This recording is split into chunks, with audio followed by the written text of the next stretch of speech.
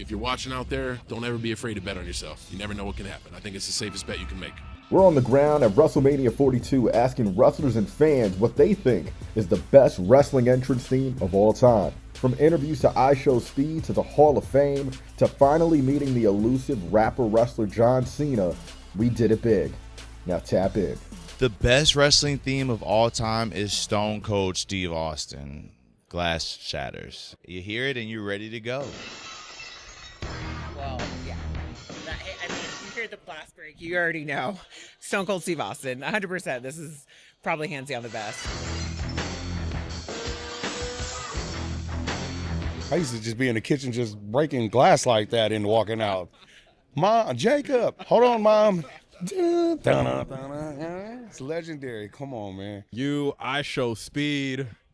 Man, talk about that dynamic and what it's going to be on Saturday going against Logan Paul, Austin Theory, ISHOWSPEED. I show fist in his face, and that's what it's going to be. Let me ask you this, because a lot of us have been trying to figure out, like, Speed's in-ring ability. We've seen a little bit with Randy Orton, the whole Evolve thing. What have you been able to see so far? I see a guy that, he jumps over cars. So you put him in a wrestling ring, he can do a lot of cool things, especially with the top rope. I can tell, when he gets slammed, it hurts. He's like, what's up with this? Why is it so hard? But he's very talented, and he's very hardworking, and he's somebody that he wants to understand it. And I think going into WrestleMania, he does have that pressure on his shoulder, no pun intended from me. But he has that pressure of feeling like, wow, this is my first match at WrestleMania. And I'm 21, here we go. I'm not just in a random little match. This is as big as it gets. We're taking on the Usos and LA Knight. Also, LA Knight's an idiot because he only knows one word. But, yeah. And a lot of people look at this and they go, why is ISHOWSPEED in there? If for nothing else, you got to at least, what was the clip of him just getting pushed into the back of me from Logan Paul? Yep. I think, what was the highest viewed social clip in the history of the company? So with that being the case, that's a pretty good spot to be in. I can't be mad at that. What I can be mad at is why is this guy involved in this, and why does he think he can do what I can do? So we're going to find out that he can on Saturday, right? I can't wait to see that. Yeah. And back to the debate. We were playing a game, pass the mic. We're going to give you this phone, and you're going to hear an entrance theme, and I want you to react to it because people are saying this is the best entrance theme of all time. Might not be played. We'll see. Go ahead, play it. Dang, that was. Y'all didn't tell me it's gonna be that loud. That iconic glass break that just busted my eardrum is definitely iconic. Like, okay, that one probably is definitely top 3. Oh wait. Top 2. So 1 or 2? I'm gonna give 2. Top 2. Okay, let's break the mold. Who's 1? Number 1, he's newer on the scene, but he's killing it. He don't even have, no lyrics, but the crowd feeds in that lyrics, and it is "Whoop That Trick." I knew you better support your man. Literally, when y'all are in the arena, the arena is rocking, like you feel the vibration. So, I might be biased, but I think I'm telling the truth. It sounds a little familiar. Yeah, I would that trick when I would that trick. Would that. You know that one? Yeah, of course, man. That's that special edition. You gotta understand, when them horns hit at the beginning, it sounds like royalty is coming to the building. You know what I mean? Then you hear them 808 drums. Then you hear that bass, and that bass make you get out your seat because the seats be vibrating, so you don't know what to do. It scare you a little bit, so everybody stand up. And then that's just the greatest theme song of all time,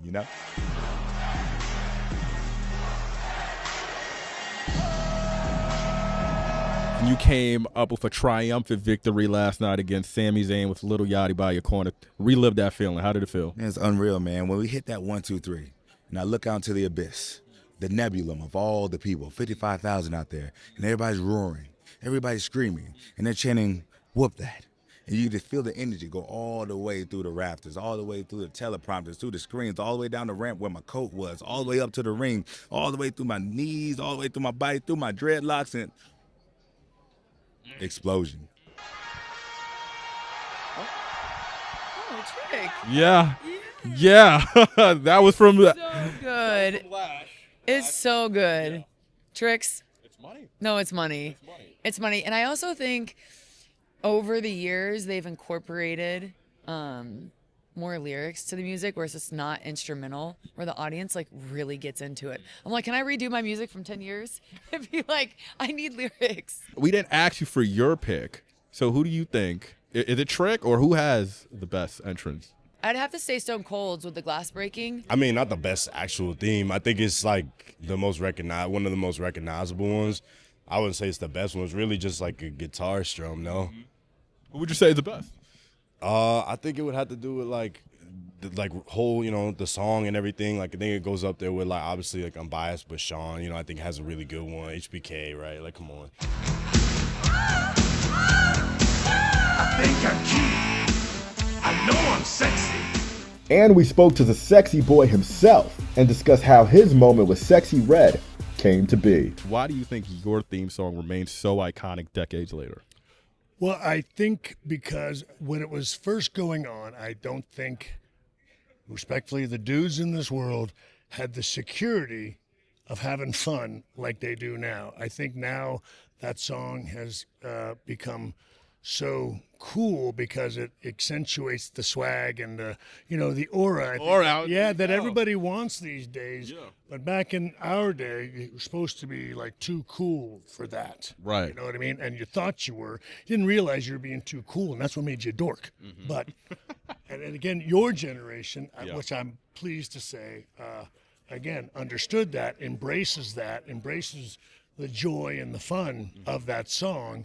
And I don't know, and I have to say, nobody has been more shocked by it than I have. I would have never imagined all these years later, when I'm 60, that all of you guys, that your generation thinks it's all so fun, and it really is. That has been honestly, again, a special little thing that has happened for me in the last several years. I praise Jimmy Hart for coming up with it, and his idea and having me sing it. And I can remember at the time going like, oh, geez, I can't sing, But then that song just was able to bring something out of me that I didn't know that I had. Best entrance theme of all time. HBK, I'm just a sexy boy. Okay. Shawn Michaels. Okay. Yeah, I'm too sexy like him. You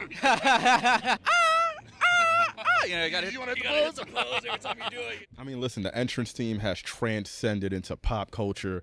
You and Sexy Red doing the strut.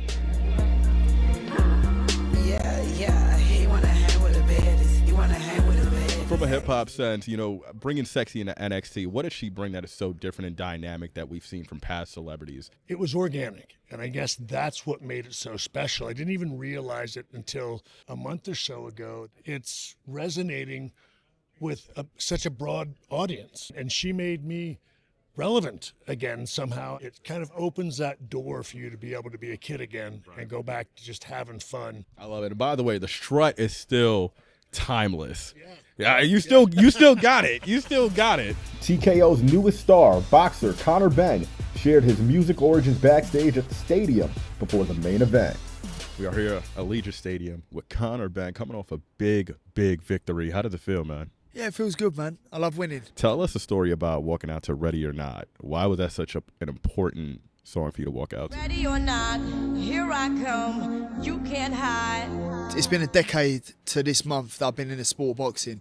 And when I first turned professional, I walked out to an O2 arena, a full O2 arena. I think it's 19,000. And the song was Ready or Not by the Fugees. It's my tune because it was Ready or Not, here I come. And I wasn't ready for it. I was 19, only had a limited amateur bouts, and whether I'm ready or not, I'm coming. And then, do you know what I found out about 6 years later after having that ring walk? The song that was hit #1 in the charts on the day I was born was Ready or Not. Ooh. I found that out 6 years into my career. Wow. Isn't that, what are the chances of that? Is that goosebumps? Yeah. I feel it. Fun fact, the score, Fugees, 30 years this year. Ready or Not, 30 years this year. We got to get Lauryn Hill, Wyclef, walk you out. Listen, that'd be phenomenal. It'd be some ring walk. We're gonna manifest that. I'm curious, who would you say in all of boxing has the greatest walkout that you've seen? I'm gonna have to go on my own. Oh, why? the one specific ring walk would have to be for the first Eubank fight, second Eubank fight. It was a twist with Ready or Not with the Fugees, and then Phil Collins. In the air. Yeah, because I just stood there and it was like, I feel it coming in. I feel it in the air tonight.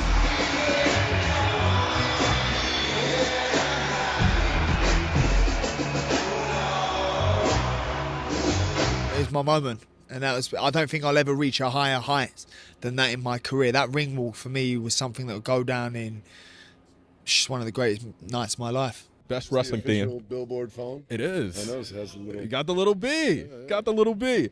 So we heard this is the best wrestling theme song of all time. We want to see whether you agree or disagree and why. We're gonna play it right now. Play it.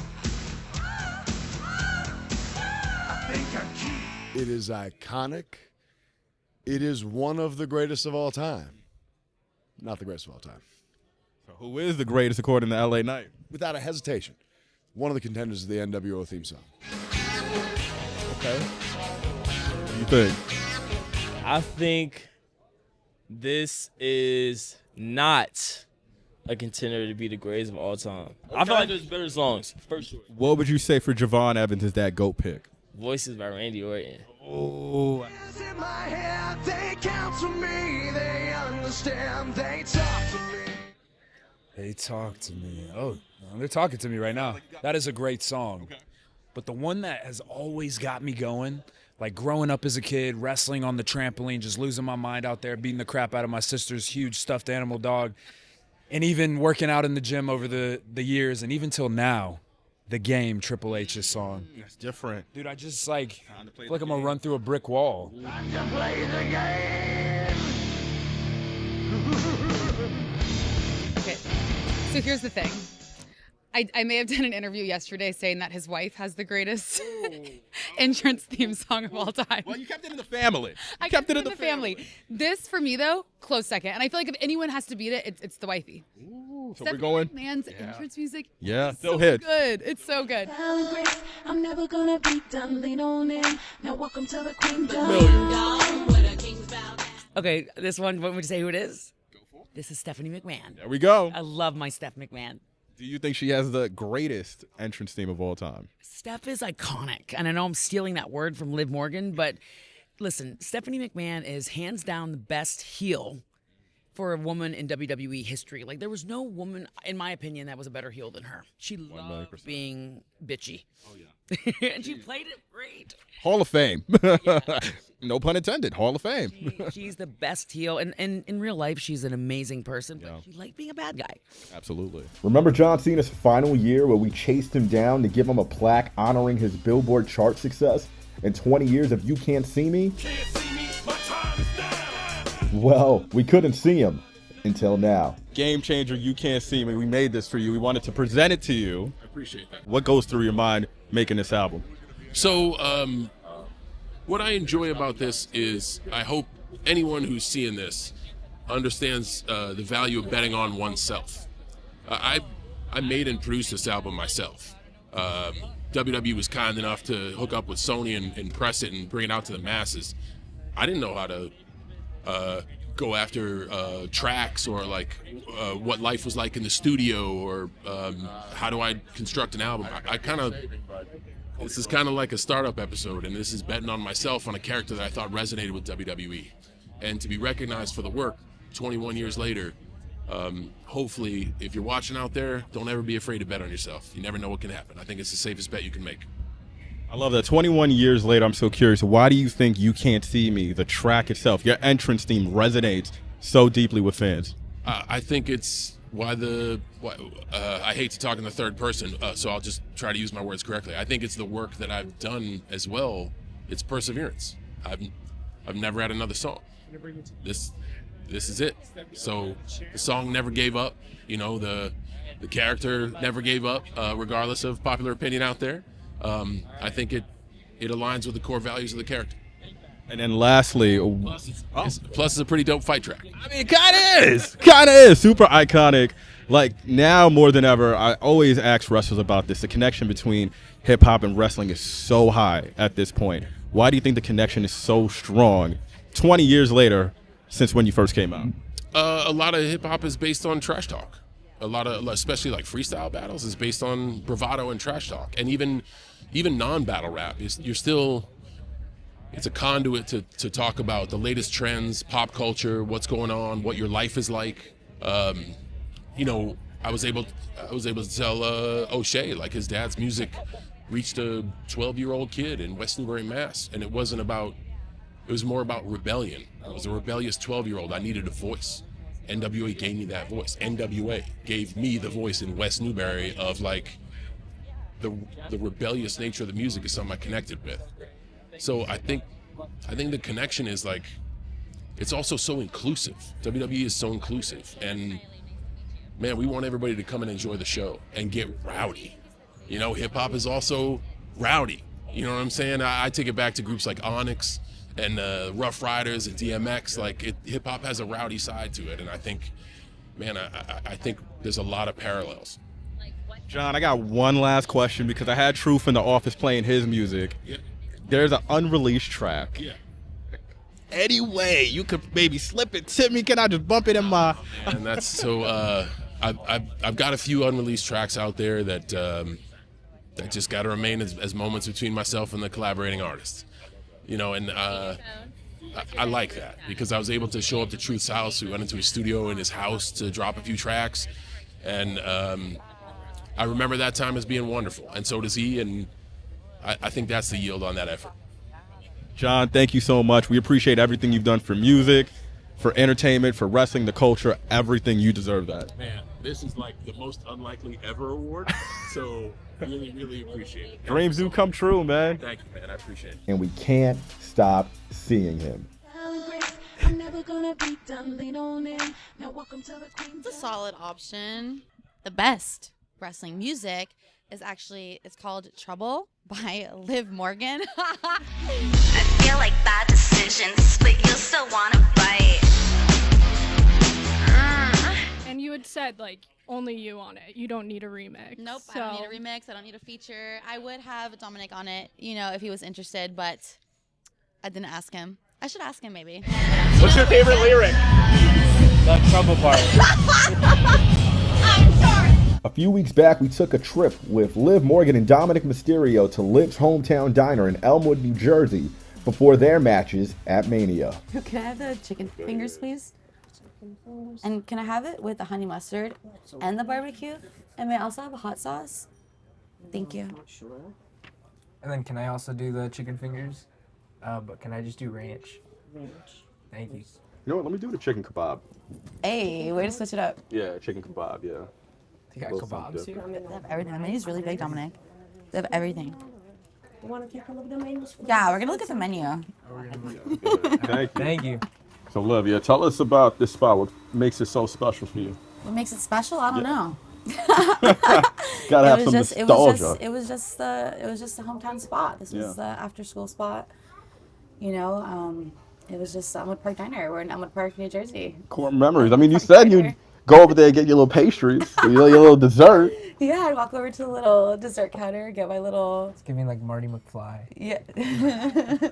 Yeah, I'd get my little piece of pie or my little sprinkle cookie, a la mode, little Miss Sunshine, you know. Yeah, it just was a spot, you know. I think like my sister worked here at some point. Oh, wow. I think my brother worked here at some point. I probably would have worked here at some point. A little family vibe. But I got snatched up by WWE quick, so you know I didn't get the chance. But I probably would have worked here at some point. Tell me about the music video and how that came to be. Were you involved with the direction? Yeah, I was very heavily involved, luckily, and I'm grateful that WWE let me be so hands-on with it. So pretty much we just decided I was going to get new entrance music, and that's really where this all started. And then I got asked, like, hey, would you be open to singing it? And I was like, wow, that's like a really cool opportunity. I'm not a singer. Like sometimes I sing in the shower, in the car, and sometimes I hit a note and I'm like, damn, I ate that, you know? But that's really like the extent of like my singing capabilities. But I was just like, let me just try it. So we recorded the song, and then they were like, we really like the track. Do you think you can shoot a music video? And I was like, wow. I've never taken a dance class before ever, but like, yeah, let's do it. And so we pretty much went off of like we want it to be very feisty and like sexy and cool and give like nostalgia. So we based it off of like making bad decisions, as Liv Morgan, you know, may or may not make a ton of those. So we got tattoos, we were at bars, we were having shots and doing an underground fight club. So lots of hands-on, which was awesome. And I think like we were trying to give like Britney, Christina Aguilera, Pussycat Dolls, just like those early 2000s nostalgia, everything that I loved about like the pop girlies. But it was an awesome experience, and I'm super proud of the work that we did for not having any of that experience. More music ever? I'm probably gonna one and done it, honestly, but maybe I'm like open to it. I'm not gonna say no, but in my mind right now, like I will let Trouble be my centerpiece in the music world. Dear everyone, at WrestleMania, I am going to become the greatest motherfucking women's world champion of all time. So watch me and enjoy. You're welcome. You're not going to become, you already are, but Thank you're you. just going to, you know, remove the doubts. Thank you, Dominic. And that's a wrap. Who do you think wins Best Entrance Theme? Let us know.